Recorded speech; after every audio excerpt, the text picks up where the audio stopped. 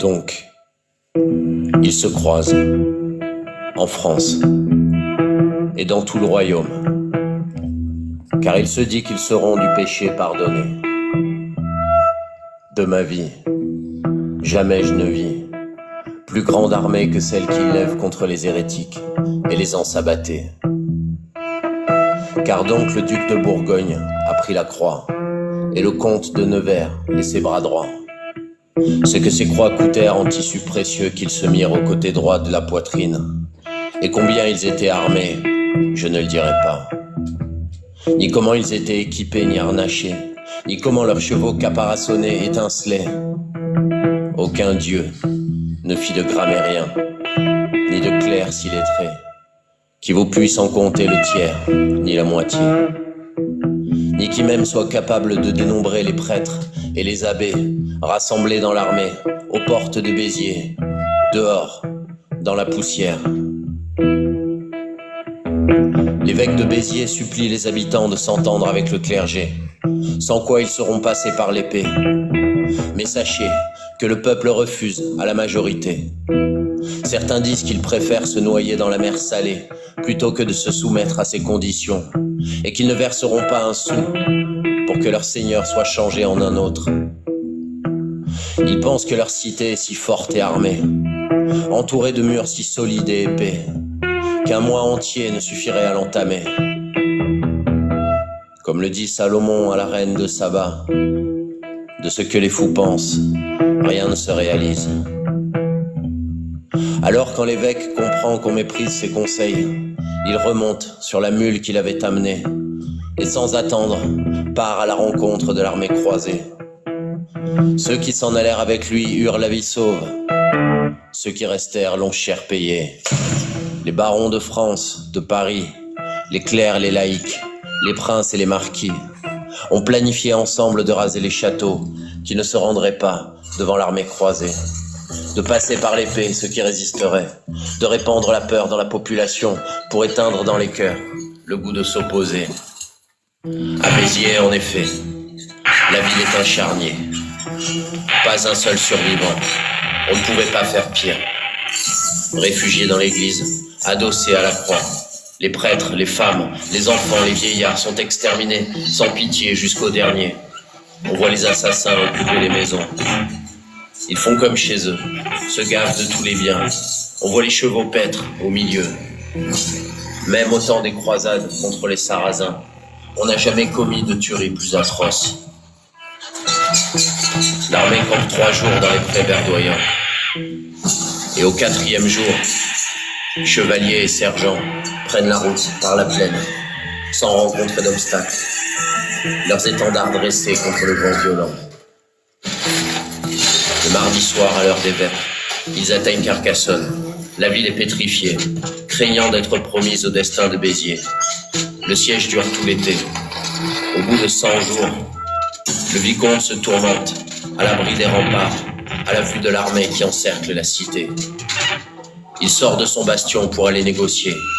Un émissaire croisé le conduit jusqu'au camp, devant le pavillon du comte de Nevers. « Sire, lui dit-il, je suis votre parent. Que le ciel me vienne en aide pour trouver un accord. Prenez-moi en otage, mais épargnez la ville. J'ai foi en la bonté de vous et de vos gens. » Le fou se croit otage, mais il est prisonnier. Le jeune comte inconscient s'est lui-même condamné. Les bourgeois de la ville, les chevaliers vaillants, les dames, les demoiselles, chacun se précipite afin qu'à Carcassonne plus une âme ne demeure. Ils s'enfuient presque nus, au hasard des chemins, en chemise, en caleçon. Les croisés ne leur laissent pas même la valeur d'un bouton en les chassant. Certains fuient à Toulouse, d'autres vers l'Aragon, d'autres encore en Espagne, par l'aval, par l'amont. Les croisés investissent la cité désertée et arment les remparts, les tours et le donjon. Quand la baie de Cîteaux eut béni Carcassonne, et après avoir chanté sa messe de Noël, il veut que le pays conquis se choisisse un seigneur. Désigné le premier, le comte de Nevers décline l'offre, par honneur. Saint Paul refuse aussi. Aucun d'eux ne veut gouverner une cité saccagée, dépouillée, qui ne leur revient pas. Ils ont assez de terre au nord, dans leur domaine du royaume de France où sont nés leurs ancêtres, pour se passer de titres qui ne sont pas les leurs. Ce serait déshonneur que d'accepter ça.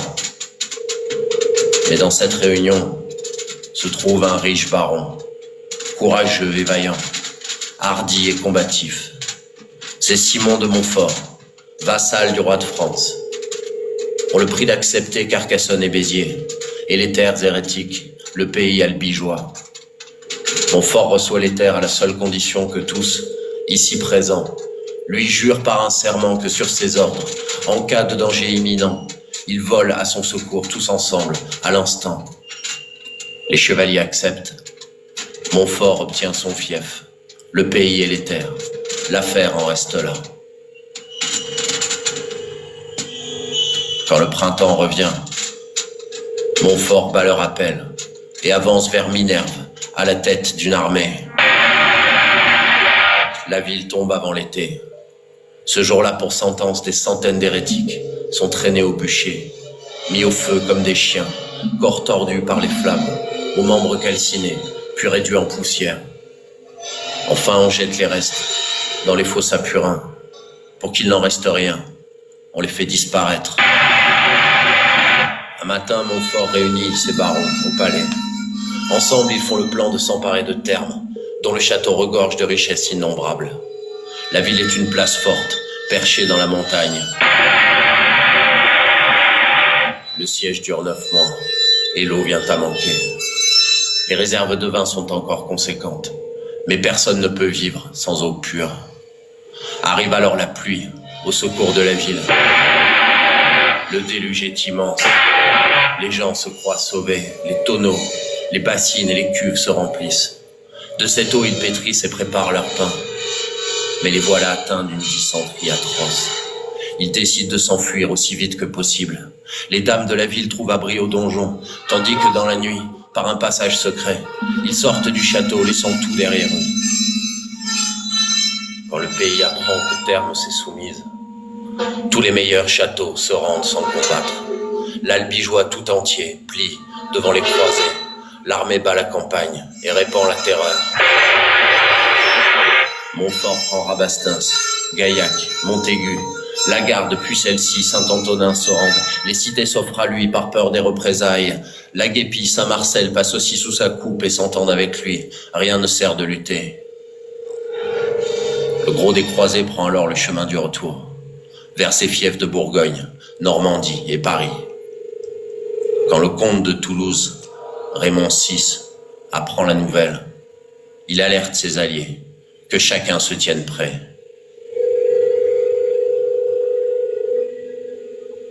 Toulouse, Moissac et Montauban, Castel-Sarrazin et l'île-en-Jourdain, ceux du pays d'Agen, de Comminges et de Foix, le Grand Savaric et les Gascons de Gascogne et de Verpuy-Cerdin, tous répondent à l'appel du comte.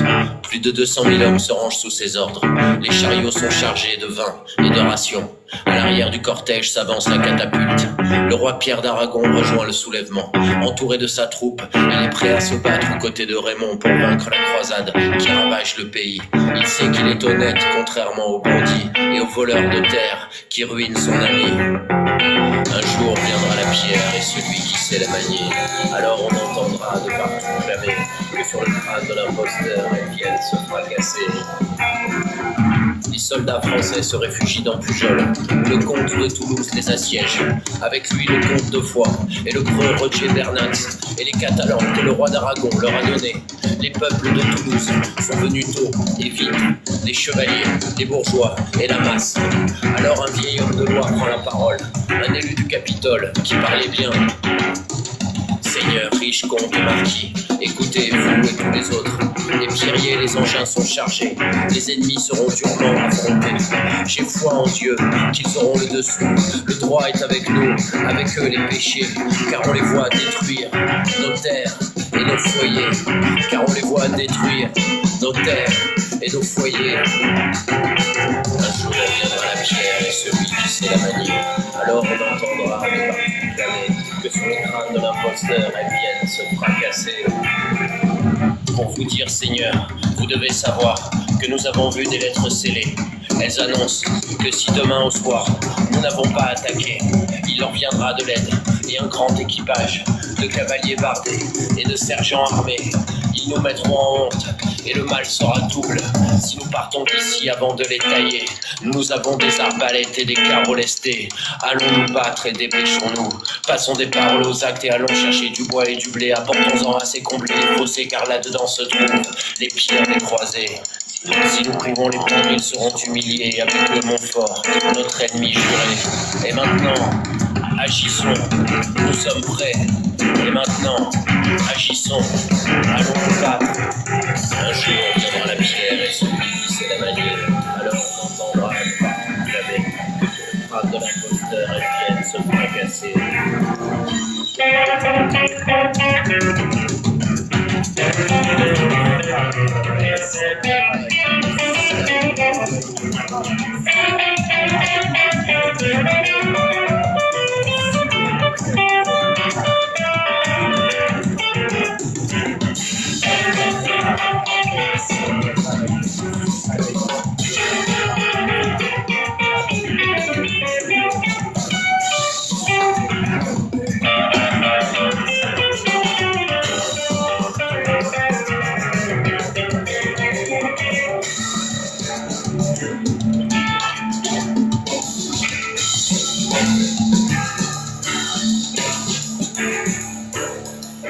Le combat est rapide, Pujol est envahi.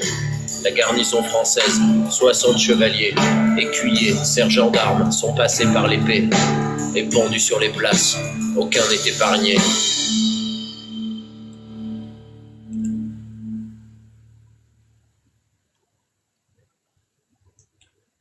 Le comte et ses alliés ont réussi leur coup. Ils retournent à Toulouse, joyeux sous les vivats.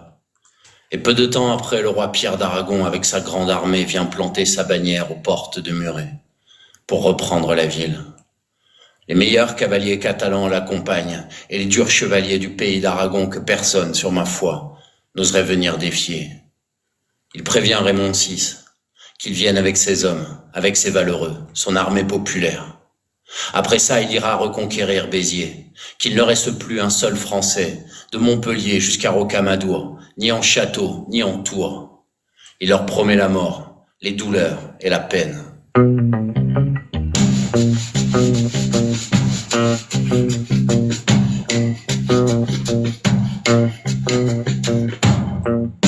Le comte de Toulouse fait sonner le rappel de tous les volontaires prêts à aller se battre.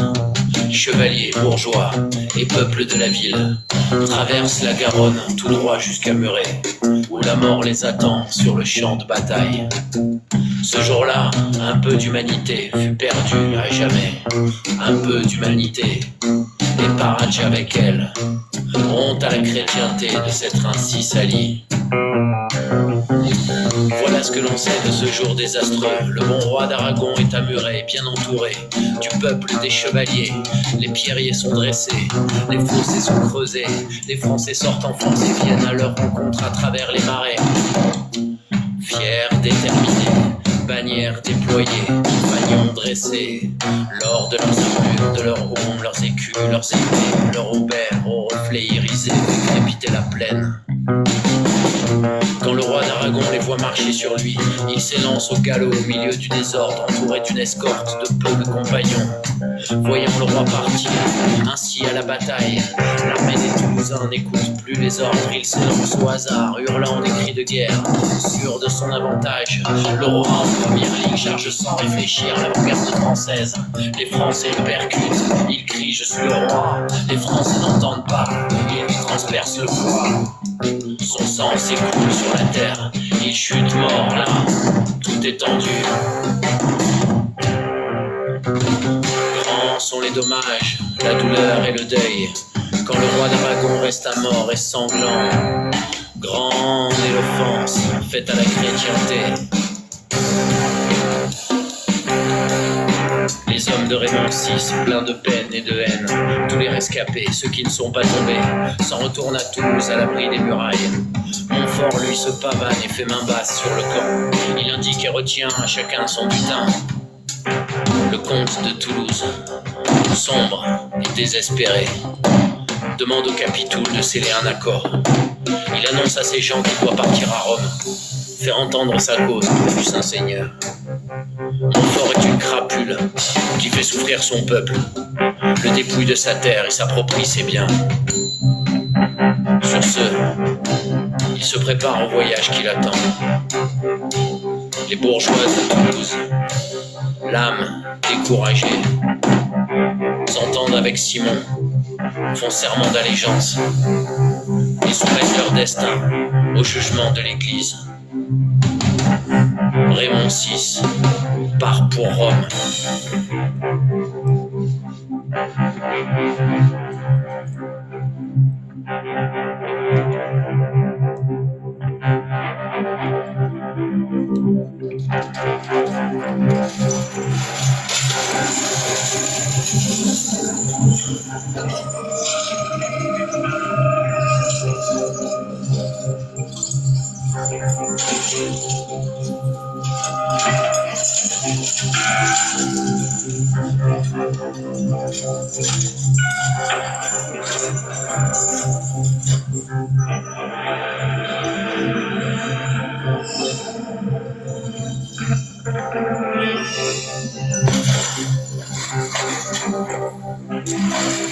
La cour est réunie dans un vacarme assourdissant, autour du Saint-Seigneur apostolique, le pape.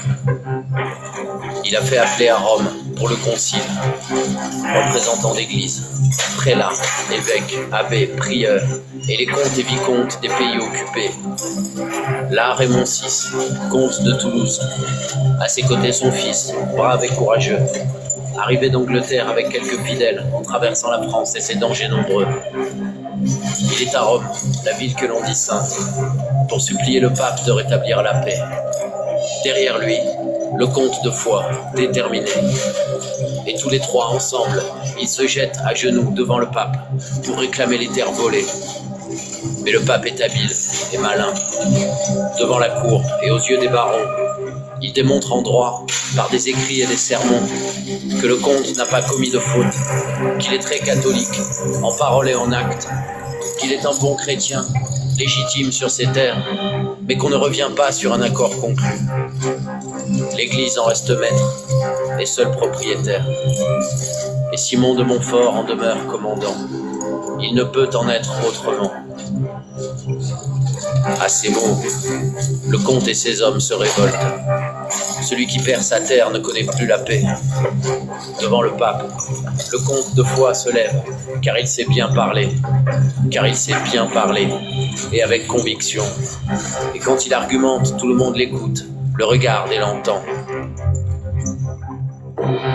Seigneur, pape légitime, toi qui tiens de Saint-Pierre ton pouvoir absolu, toi chez qui tout pécheur peut trouver protection, toi qui défends le droit, la paix et la justice, et parce que de toi seul dépend notre salut, Seigneur, écoute-moi et rends-moi ce qui m'est dû.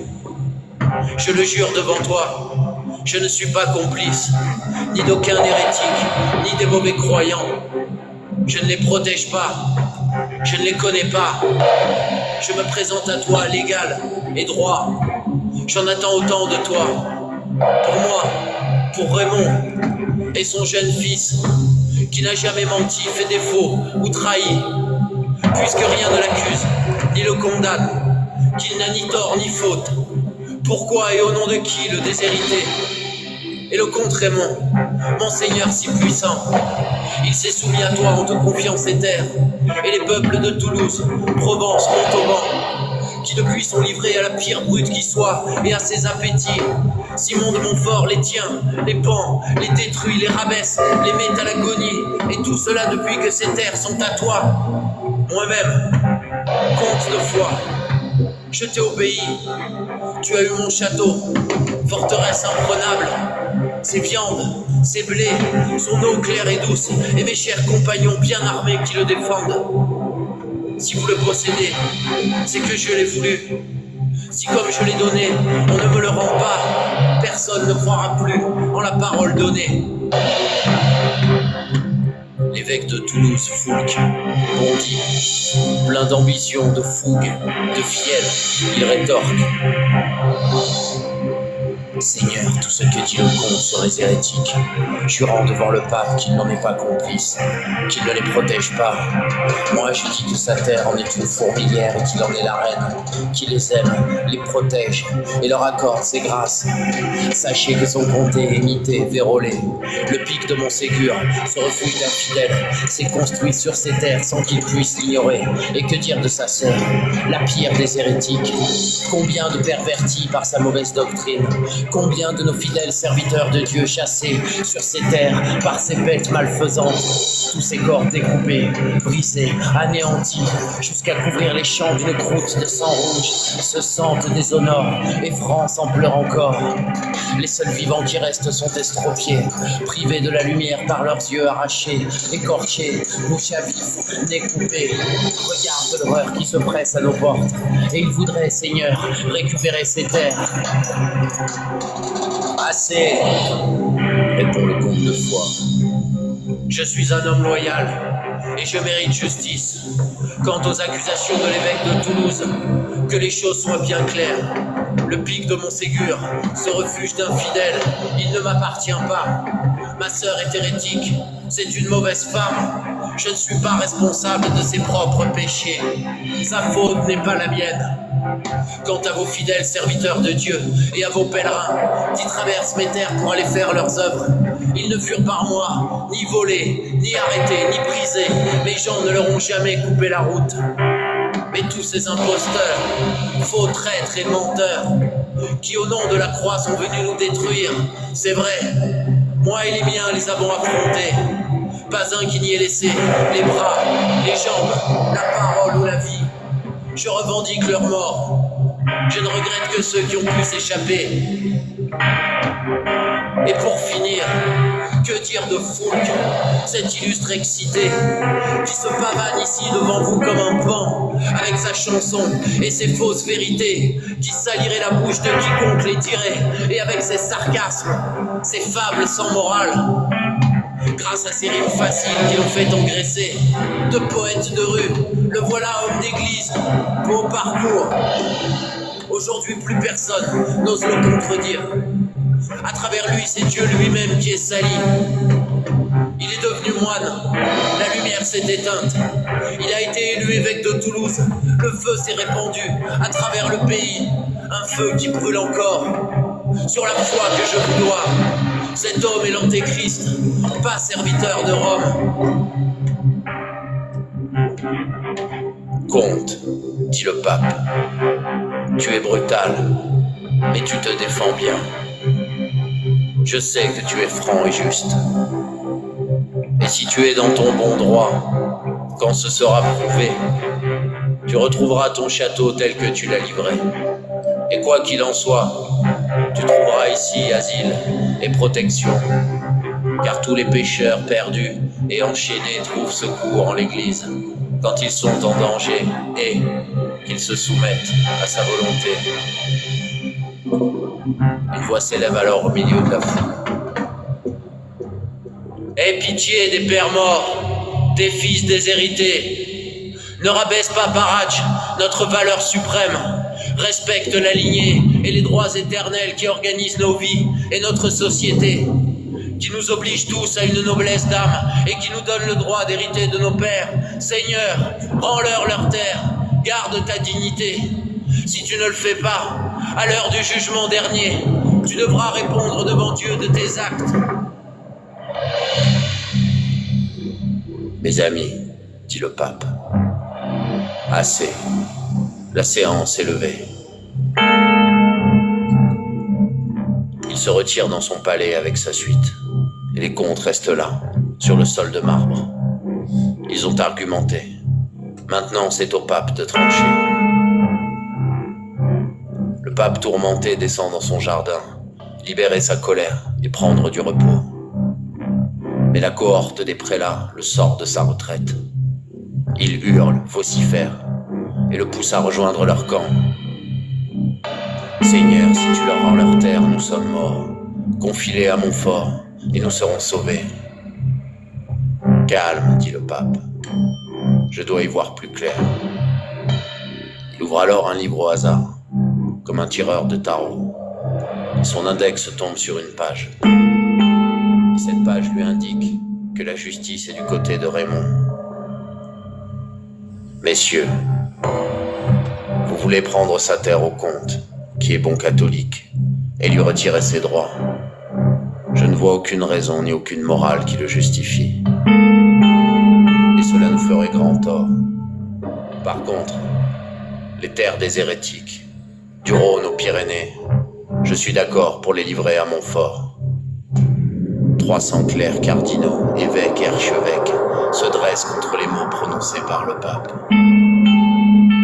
Seigneur, tu sapes notre parole et avec elle l'Église. On a prêché partout que le comte est indigne, qu'il incarne à lui seul tous les maux réunis. Il faut donc le traiter comme les autres hérétiques. Mes frères, ne m'associez pas à vos appétits, vos ambitions voraces, vos prêches terrorisants. C'est dans mon dos, sans mon accord, que vous les répandez.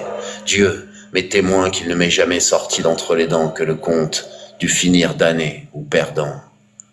Et si des imbéciles ignorants le salissent, et même s'il est coupable de péché devant Dieu, il est venu à moi, soupirant, en détresse.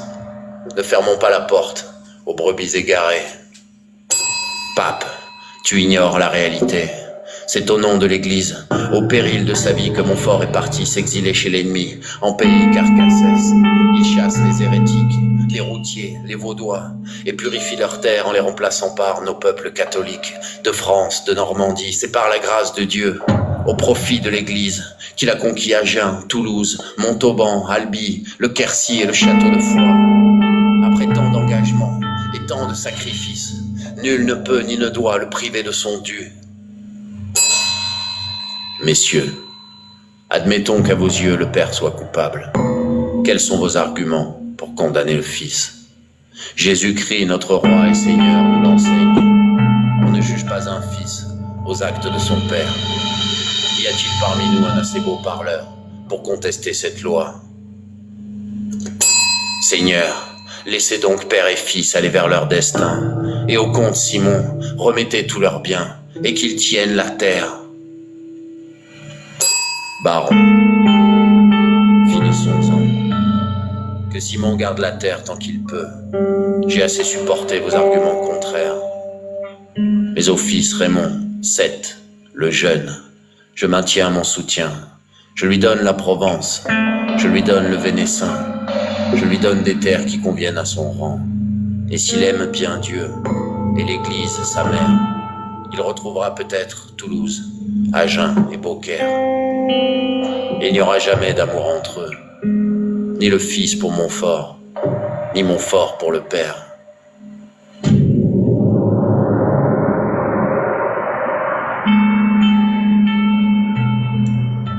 Voilà comment Simon devint maître des terres, par lesquelles, on le verra, bientôt il mourra, sous la main de ceux outragés qui défendaient leurs droits. Comme l'a prédit Merlin, le célèbre devin, un jour viendra la pierre, et celui qui sait la manier. Alors on entendra de partout clamer que sur le crâne de l'imposteur, elles viennent se fracasser. Le concile est clos. Pour la justice, le pape s'en remet à Dieu.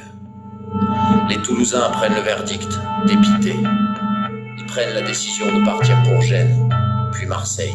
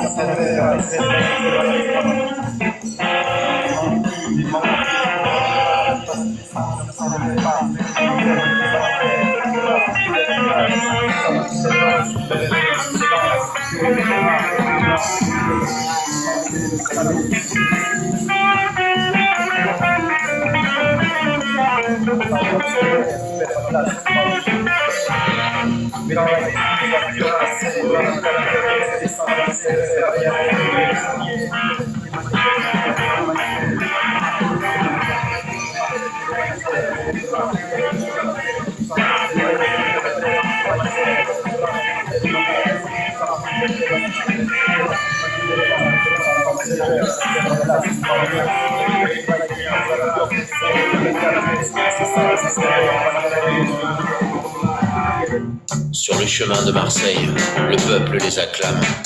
Ils prennent leur quartier au château Tolonais. Au 4e jour, arrive un messager. Il salue le comte en reprenant son souffle. Seigneur, reçois ce gage de notre loyauté. Toi et ton fils, légitime héritier. Avignon tout entier se place sous votre autorité. Seigneur, notre parole est vraie et nous nous y tiendrons. 1000 chevaliers et 100 000 hommes vaillants ne demandent qu'à faire ta volonté. Tu retrouveras en Provence les droits qui te sont dus. Les rentes, les impôts, les corvées, les péages. Personne n'ira nulle part sans que tu l'aies voulu. Nous sommes prêts à répandre la mort et le carnage jusqu'à ce que tu retrouves tous tes droits sur Toulouse. Les chevaliers faïdites qui n'ont plus rien à perdre, chassés par la croisade, sortiront des maquis. Car aucun ennemi, si puissant soit-il, ne peut vous causer tort sans en payer le prix. Mon ami, dit le comte, si vous dites vrai, vous entrerez dans l'histoire, car vous rétablirez l'espoir, la joie et Paradj. Dès le lendemain matin, il chevauche en direction d'Avignon. Il parle d'armes, d'amour pendant tout le trajet. Il leur paraît plus court que la réalité. Arrivés au rempart, ils entendent déjà la clameur de la ville. Les jeunes et les vieux accourent de par les rues bondées pour leur faire un triomphe. Les plus courageux, les yeux mouillés de larmes, se jettent à genoux, tremblants, devant le comte. La foule est si compacte qu'il faut la contenir pour avancer jusqu'à l'église, où les nobles se retirent pour prier. Puis c'est l'heure du festin, et tous se mettent à table. Sauce, poisson, vin, blanc, vermeil, épicé et ambré, jongleurs, vielle, danse et chansons. Le dimanche matin, chacun fait le serment de servir le comte jusqu'à la mort ou la victoire. De son côté, son fils parcourt le Vénessin, Pernes, Malocène, Baume, pour placer au plus vite ses hommes dans les châteaux. Mais en peu de temps, leur retour réveille la haine, celle des clercs et des évêques, du seigneur des Beaux, de Raymond Pelé, d'Alès et Nîmes et Courthézon, Rimbaud de Lachaud et Jehan de Senuc et Lambert de Beaucaire et de Montélimar et encore tant d'autres, méchants, gloutons, avares. Face à eux sont ceux de Marseille, Tarascon, Lille, Pierre-Latte et Guy de Cavaillon, Adhémar de Poitiers et son fils Guillaumet, Guilhem Artaud de Die, gras et courageux, et Bernice de Murel avec ses compagnons, et Guiraud Adhémar et son fils Guiraudet, Raymond de Montauban, Dragonnet le Hardy, Aliazar d'Uzès et aussi Albaros, et Bertrand le Porcin d'Arles, et Ponce de Mondragon, Rigaud de Caron et le bon Ponce de Saint-Just. Le comte convoque son fils et ses chevaliers. Voilà ce que vous allez faire, dit-il. Moi, je m'en vais en Espagne. Je vous confie mon fils, conseillez-le bien. S'il retrouve sa terre, tout l'honneur vous revient. Mais s'il vient à la perdre, vous finirez damné. Et toi, mon fils, aie confiance dans ces hommes. Ils sont tes compagnons de joie, de peine et d'aventure. Respecte nos alliés d'Avignon. la Provence est à toi, sans eux tu la perdrais. Sois généreux avec le peuple marseillais, qu'il ait sa part de gloire. Et surtout n'oublie pas les gens de Tarascon, ils sont indispensables pour encercler Beaucaire. Ils disposeront leurs barques jusque sous les remparts, couper l'accès à l'eau, assoiffer le château. Ces remparts, ces murs, ces portes ne pourront le défendre. Et de gré ou de force, vous briserez nos ennemis. Et les chevaliers répondent, nous ferons comme tu dis. Le comte fait ses adieux et s'en va pour l'Espagne. Alors son fils envoie des messages à ses alliés. Il leur donne rendez-vous à Beaucaire, en secret.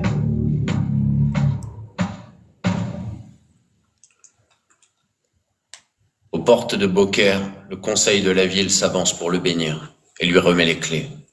Ceux d'Avignon arrivent par bateau, par le Rhône. Ceux de Tarascon courent à leur barque. Et tous franchissent le fleuve pour investir l'enceinte. Mais au même moment, leurs ennemis se préparent. Lambert de Limoux, le brutal, Guillaume de la Motte, Bernard Azalbert, le faux, arment leur compagnie. Ils dévalent dans la ville, partout on se bouscule, on hurle, on court aux armes, la guerre est déclarée. Les seigneurs provençaux font claquer les bannières, flèches, lances, pierres par poignée, carreaux, haches, fléaux d'armes, épées, bâtons, piques. Des fenêtres des maisons tombe une pluie de pavés qui fracasse les armures, les casques, les boucliers. Les Français submergés, contraints, forcés, se replient au château et protègent au plus vite leur tour et leur créneau. La nouvelle court jusqu'à Simon que Beaucaire lui échappe. Comme si on lui annonçait la mort de son fils. Il part à la rescousse, accompagné par Guy, son frère, et par tous ses fidèles. Ils chevauchent aussitôt en rang jusqu'à Beaucaire. Ils installent leur campement, disposent leur bataillon, dans la plaine, tout autour de la ville assiégée, où les gens se préparent comme de vrais chevaliers. Le temps est suspendu, les ennemis s'observent. Montfort convoque ses troupes pour tenir un conseil. L'heure est grave, ils sont 30, à l'abri d'un verger. Montfort prend la parole en triturant ses gants. Seigneur d'ici, et toi, celui de l'au-delà, me voilà humilié. Cette troupe de truands, cet enfant de 15 ans, m'expulse de Provence. Quel sort m'a-t-il jeté? Sous quelle emprise est-il? L'Église me protège, elle m'a donné la Provence, cette terre est à moi, et lui me crie Toulouse, en brandissant sa lance, de jeunes puceaux fébriles. Je suis le serviteur de l'Église, il est un pécheur, je suis un pénitent. Il ordonne à ses hommes de préparer du bois, pour construire des barrières et fortifier le camp. Chacun rejoint son poste pour assurer la garde. Dans les deux camps, l'ardeur est à son comble. Les jours passent, les ennemis se surveillent, des renforts leur arrivent. La faim s'installe dans le château et dans le camp croisé.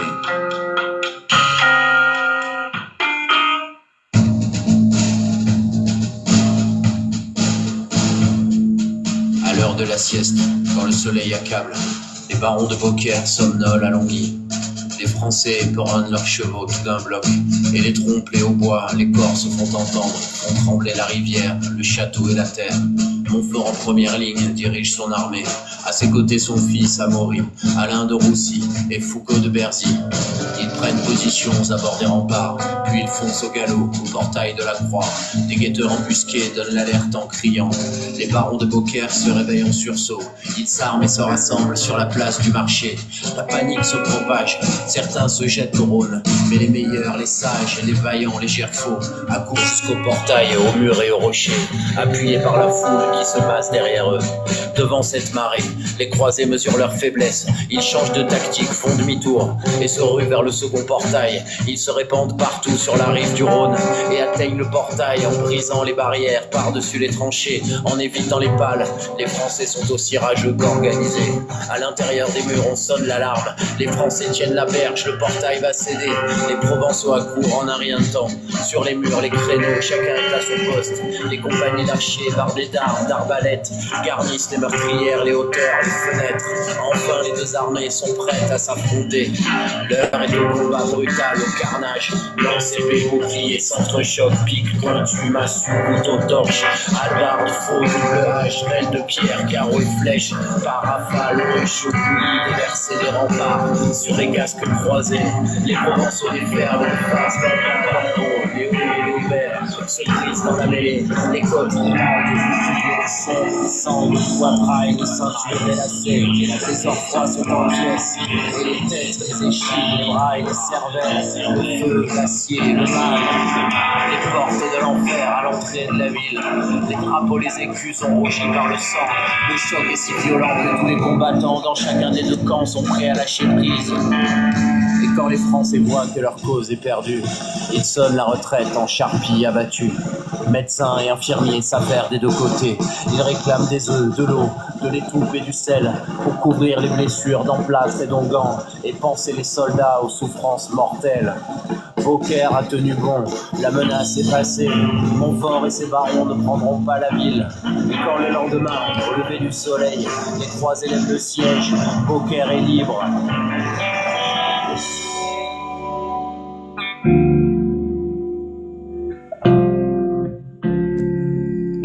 Mais ça n'est pas fini. Montfort recrute des hommes dans tout l'arrière-pays. Toulousain, Carcassès, Razès, Lauragais lui fournissent des renforts pour marcher sur Toulouse. Le comte et son armée chevauchent sans dormir. Ils parcourent la distance en moins de 3 jours.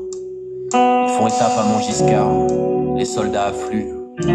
Dès les premiers rayons du soleil, ils s'élancent en ordre de bataille, droitement vers Toulouse, d'où viennent à sa rencontre par groupe de 2 ou 3 les meilleurs chevaliers et les plus riches bourgeois. Ils se présentent à lui, le saluent et lui disent: Seigneur comte, s'il vous plaît, pourquoi cet équipage, ces armures d'acier, ces épées, cette armée, c'est à votre propre camp que vous attaquez. Nous sommes vos sujets, nous n'avons pas fauté. Rien entre vous et nous ne doit s'intercaler, ni raviver le trouble, les dommages et les maux. Nous avons fait la paix. Vous nous avez promis de ne plus faire de tort au peuple toulousain. À ce que nous voyons, vous avez changé d'avis en marchant sur la ville à la tête d'une armée.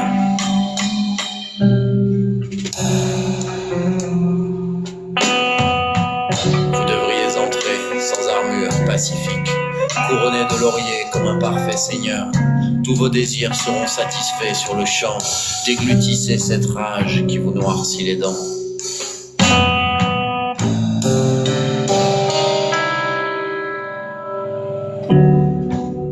Messieurs, dit le comte, que ça vous plaise ou pèse, que je sois armé ou nu, invité ou pas, j'entrerai dans la ville pour voir ce qui s'y passe, car je sais tous les torts que vous m'avez causés, et c'est de votre faute si j'ai perdu Beaucaire, la Provence et le Valentinois.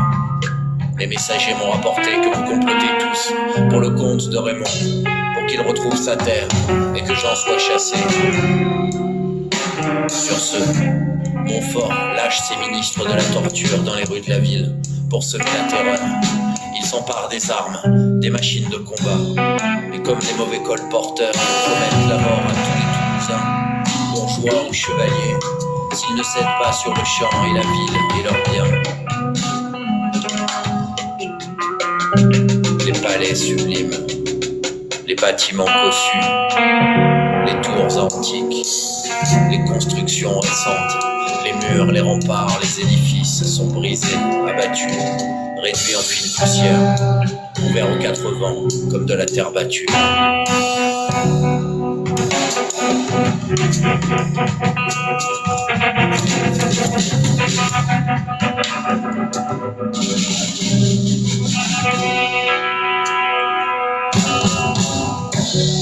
Et on voit errer les dames et les chevaliers, hébétés, le visage cuit de larmes, haineux, souffrant, ruiné.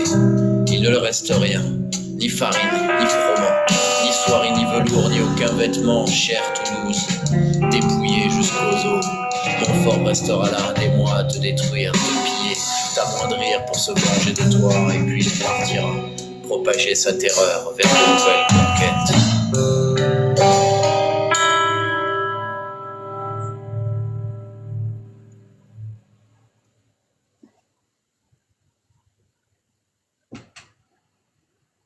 Mais l'espoir n'est pas mort, Paradj n'est pas perdu. Car le vieux comte Raymond, humilié par le pape, puni par le concile, privé de tous ses biens, est de retour d'Espagne, accueilli par les siens. Les plus vaillants d'entre eux s'engagent et l'encouragent à reprendre Toulouse, fumante et désolée. Les voilà rassemblés au bord de la Garonne, les blasons déployés et les bannières dressées. Et quand ceux de la ville reconnaissent leurs couleurs, ils courent à la rencontre de leur maître et seigneur. Le peuple de Toulouse se prosterne à ses pieds. On embrasse ses vêtements, ses jambes, ses bras, ses doigts. Et dans un amour mutuel, ils s'étreignent de joie. Le courage leur revient. Ils empoignent des bâtons, des pierres, des lances, des lames, des gourdins et se dispersent en ville pour chasser les croisés. Ils tranchent, ils taillent, ils découpent, ils égorgent. Ils font un vrai massacre de l'occupant français. Tous les croisés trouvés sont tués sans pitié. Les rescapés s'enfuient au château Narbonnais, où la femme de Montfort et quelques chevaliers sont déjà réfugiés, à l'abri de la foule. Baron, dit la comtesse, qui sont ces voleurs qui ont envahi la ville, et qui est à leur tête? Madame, il y en a tant qu'ils sont plus d'un millier, et s'ils reprennent Toulouse, notre temps est compté. Nous les avons pillés, ils nous le font payer. À ces mots, la panique s'empare de la comtesse. Malheur, dit-elle, tout était si parfait. Madame, s'il vous plaît, ne tardez pas. Envoyez sur le champ un messager, qu'il raconte à Simon dans quel danger nous sommes, qu'il le presse de finir ses affaires sans traîner, qu'il vienne nous secourir avec ses compagnons. Le messager parcourt la distance en un jour. Il se présente au comte de Montfort, empressé. Il lui tend le courrier. Montfort le dévisage. Quel mauvais vent t'amène? Où en sont mes affaires? Le messager s'avance, s'agenouille à ses pieds, et lui parle en latin sous le sceau du secret. Seigneur, c'est grave à raconter. J'ai perdu Toulouse. Oui, Seigneur, sans douter. Mais tout n'est pas perdu si vous vous dépêchez. Parle, dis-moi qui me l'a prise. À votre avis, vous le savez déjà. Je témoigne avoir vu le vieux Raymond et son fils, de retour à Toulouse, acclamés par la foule. Avec une grande armée. Seigneur, je n'en sais rien. Mais ceux qui l'accompagnent taillent les Français en pièces, jusqu'au dernier des tiens. Et les gens de la ville, ils font du bel ouvrage. Ils excavent des fossés, creusent des tranchées et dressent des pierriers. Alors Montfort se prépare, il fait sceller son cheval et se met en chemin pour venger son honneur, pour abattre le droit et rehausser le mal. Toute la nuit et le jour, il chevauche plein de rage. Il recrute un chemin, envoie des messagers, avertit ses alliés de l'église et du Nord. Aujourd'hui, le bien, la justice et le droit sont avec Toulouse, mais Montfort est en route. Il traverse les rivières, les monts et les vallées, le lion sur la bannière, la Garonne est en vue. L'alerte se répand dans la ville endormie. Aussitôt on s'agite, on s'arme au pied du lit. On court sans pantalon, sans chemise dans les cris. Les ordres sont donnés, chacun connaît son rôle. La défense est plantée, les positions tenues. Un nuage de poussière avance sur Toulouse. La bataille s'engage dans le quartier de la Grave. Au bord de la Garonne, les épées s'entrecroisent. Mitraille de projectiles, pierres, lances, fléchettes. Boucliers brisés, poitrine transpercée dans les deux camps. Chevaux renversés, morts arrachés, sang coupé. Mais les Toulousains font reculer l'armée croisée. Les Français débordés sonnent la retraite dans le chaos par grappe. Certains se jettent à l'eau. Et qui sait nager nage, qui ne sait pas se noie. Et qui sait nager nage, qui ne sait pas se noie. Le fleuve chérit les corps, les haubers, les armures et le courant encore toute traînée de cadavres.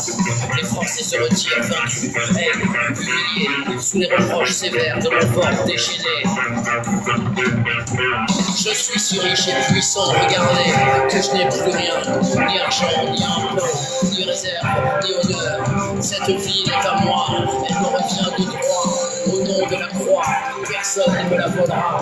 Si j'abandonne le siège, avant de l'avoir prise, mieux vaut que je sois mort, et avec moi l'église.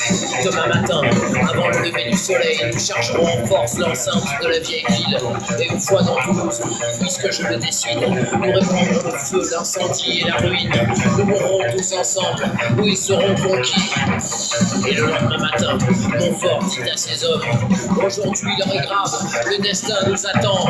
Mais les Toulousains prennent le dessus. Ils repoussent les croisés dès leur premier assaut.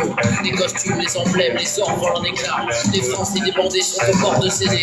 Les derniers renforts sortent de leurs abris. Les chevaliers se jettent au cœur de la tuerie. Les pieds, les mains, les bras sont coupés en morceaux. Le sol devient glissant de cervelle et de sang. Montfort tremblant pâlit et soupire une prière.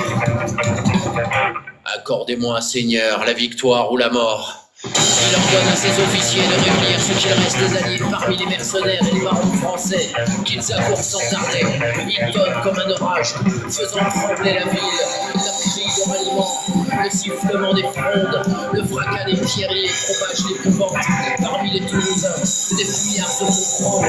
Mais en moins d'une heure, un contre-attaque s'organise.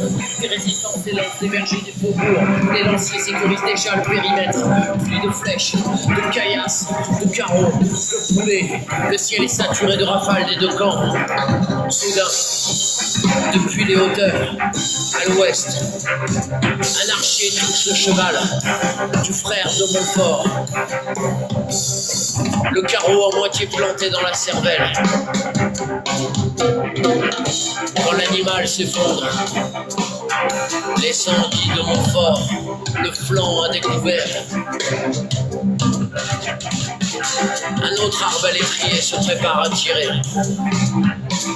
L'occasion est trop belle. La flèche vient se planter à travers la chair nue, entre les côtes du frère du premier des croisés. Le sang rouge dégouline sur le torse et les jambes. Montfort accourt auprès de son frère adoré. Il se jette à ses côtés en maudissant le sort. Mon bon frère, lui dit Guy, Dieu protège les démons. Il veut nous enterrer, nous et nos compagnons. Regarde ma blessure. Je vais bientôt mourir.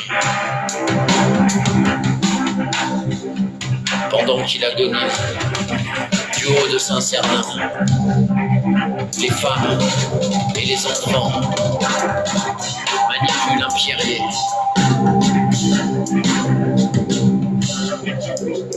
Ils arment la bascule chargée d'un gros rocher. Et vient tout droit la pierre, comme il était prédit, frapper le haut d'acier de Montfort accroupi.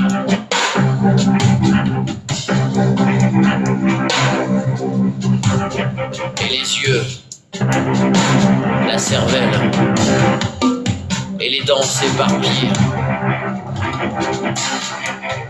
dans un bris de mâchoire et de boîte crânienne. Il tombe à terre, saignant, inerte.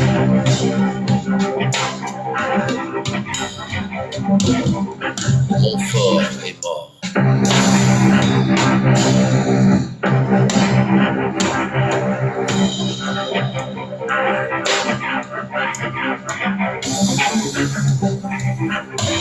Quand la nouvelle se répand dans Toulouse, on se précipite aux chapelles et on allume des cierges en remerciant le ciel et en criant « Paradj est immortel, béni soit le rocher qui a frappé Simon, Montfort, notre assassin diabolique, est puni. »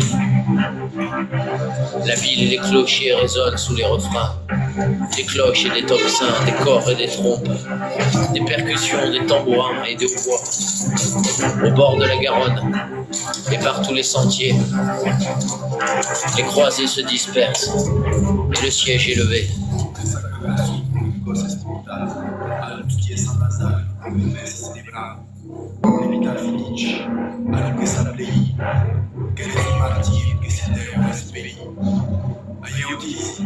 Se sedem o adveni, separando-se os homens da sala questionando. Abrandar os quios, paragem destruída, pensar que nos as terras pelo que vier. E fontes e feitos passados por graça, c'est la croce du sel sur la table de Gates. Si Louis de Montfort, al sceptre suffira et portera notre nom. Et c'est à Carcassonne qu'on enterre le mort. Au monastère Saint-Nazaire, la messe est célébrée. L'épitaphe dit à celui qui sait lire que ce mort est un saint, un martyr, qu'il doit ressusciter et régner près de Dieu. Et moi je dis que s'il en est ainsi, tuer les hommes, répandre le sang, semer la terreur, s'y mettre le feu partout, au service de la croix, en volant un pays, en massacrant les femmes avec leurs enfants, par un puissant orgueil qui ravive le mal et annule le bien. Si c'est ça, conquérir pour la croix, alors en effet, Simon de Montfort portera sa couronne et au ciel resplendira